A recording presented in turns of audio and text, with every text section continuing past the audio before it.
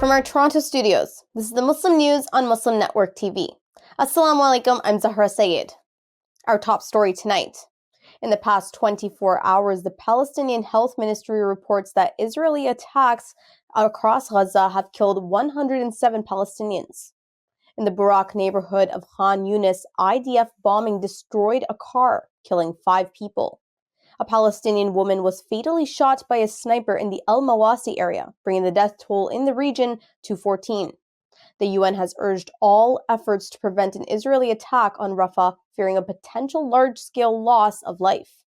It emphasized that indiscriminate bombings of densely populated areas could potentially constitute war crimes.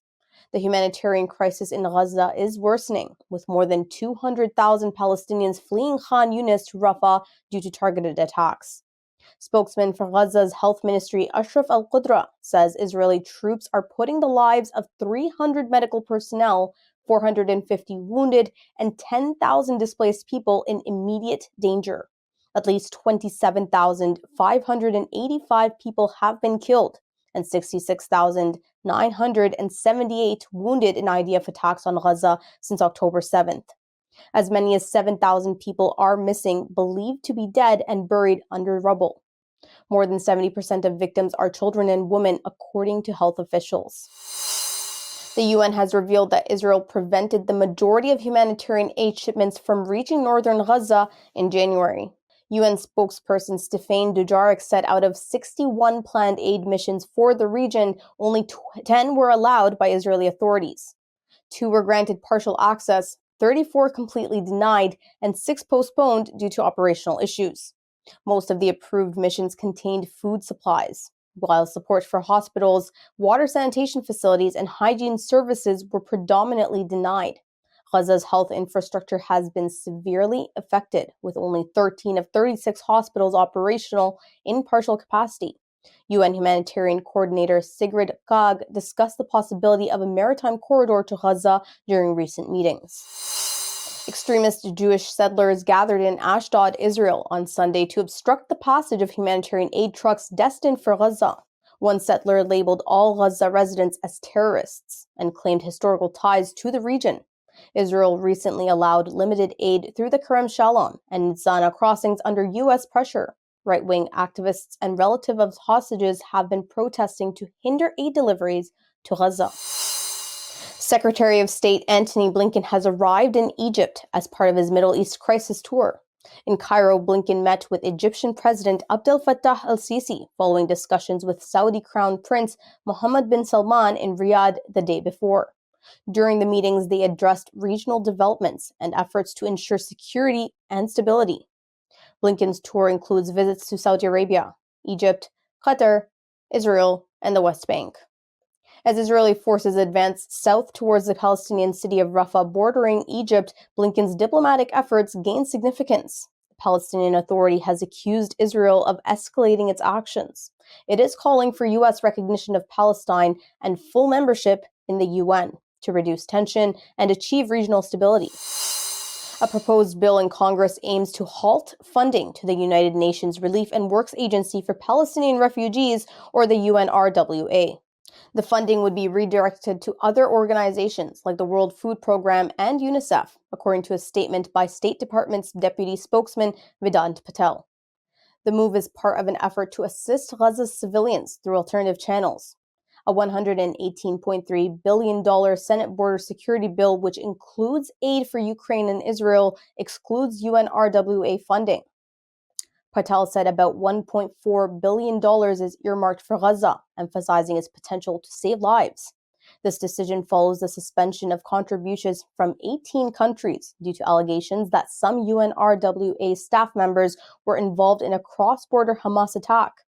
UNRWA faces the possibility of shutting down operations in the region if funding is not restored.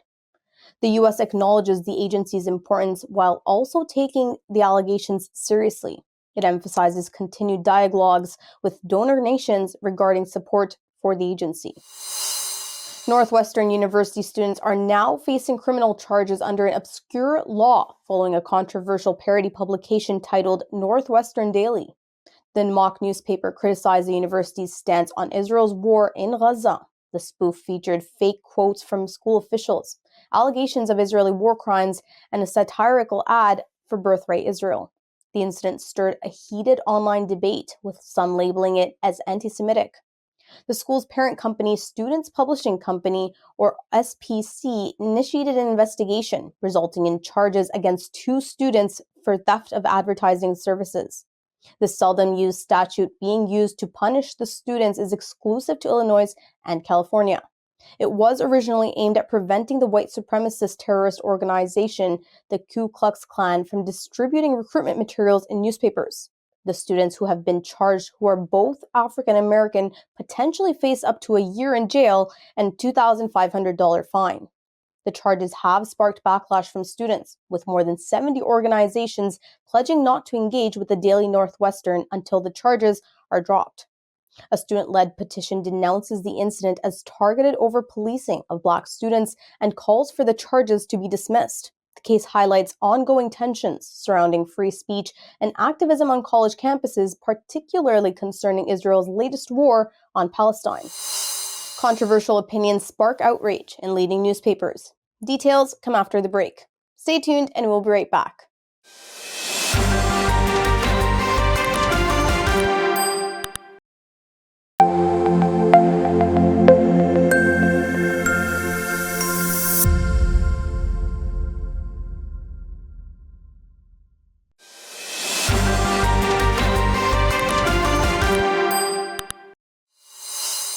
Welcome back. The Wall Street Journal and the New York Times are facing scrutiny for publishing opinion pieces that have been labeled bigoted, Islamophobic, racist, and reckless.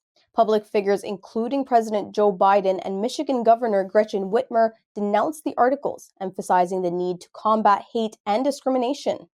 On Friday, the Wall Street Journal published an opinion piece titled "Welcome to Dearborn, America's Jihad Capital."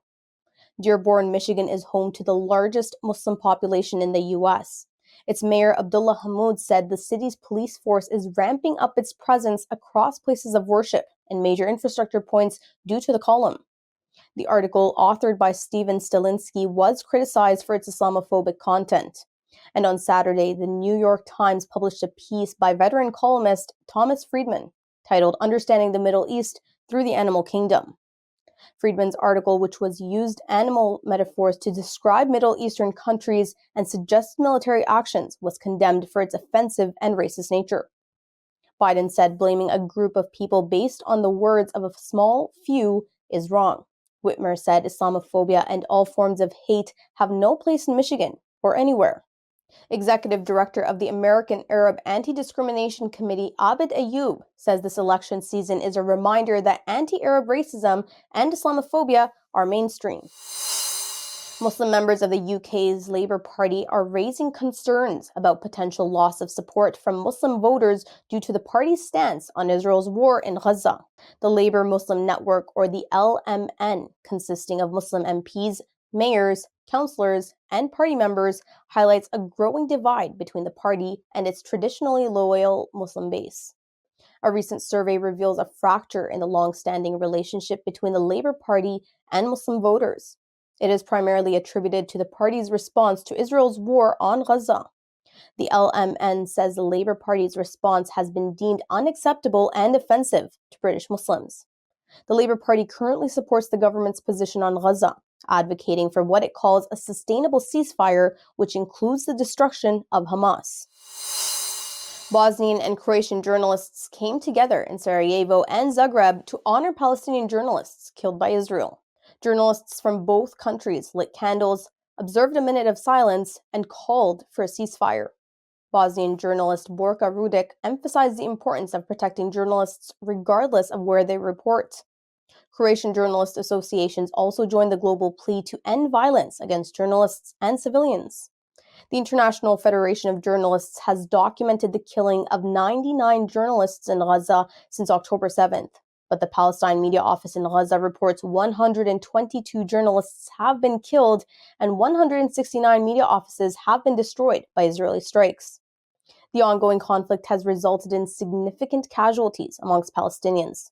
This commemoration was part of a global protest led by the International Federation of Journalists, the UK and Ireland's National Union of Journalists, and the Palestinian Journalists Syndicate in Brussels. South African graffiti artists painted the walls of Cape Town's streets with pro-Palestinian content to show solidarity with Gaza.